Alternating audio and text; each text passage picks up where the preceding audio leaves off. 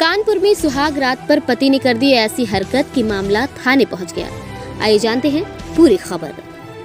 कानपुर जनपद में मंगलपुर थाना क्षेत्र के एक गांव में दिन में शादी की रस्म अदा की गई और काजी ने दूल्हा दुल्हन को निकाह कबूल करवाया। हंसी खुशी दुल्हन के साथ दूल्हा और बारात की विदाई हुई, लेकिन सुबह होते ही दुल्हन ने घर वालों को फोन पर रो रो कर सुहागरात पर पति की हरकत बताई तो सभी अवाक रह गए। दुल्हन के घर वालों की शिकायत पर पुलिस भी आ गई और दूल्हे को हिरासत में लिया।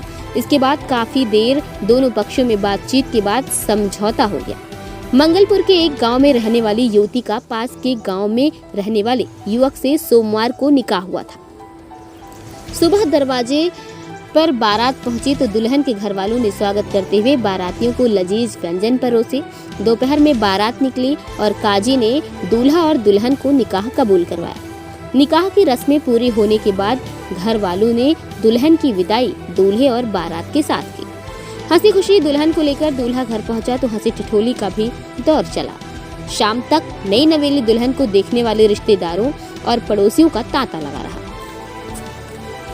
सुहाग रात को लेकर दोस्त दूल्हे से मजाक भी करते रहे। रात होने पर रिश्तेदारों ने दुल्हन के कमरे में दूल्हे को सुहाग रात में भेज दिया।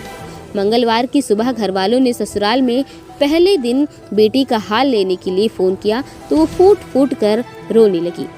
उसने घर वालों को सुहाग रात पर पति की हरकत बयां की तो वे भी सन्न रह गए।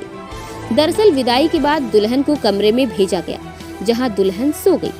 कुछ देर बाद जब दूल्हा कमरे में पहुंचा तो दुल्हन को सोते देखकर नाराज हो गया।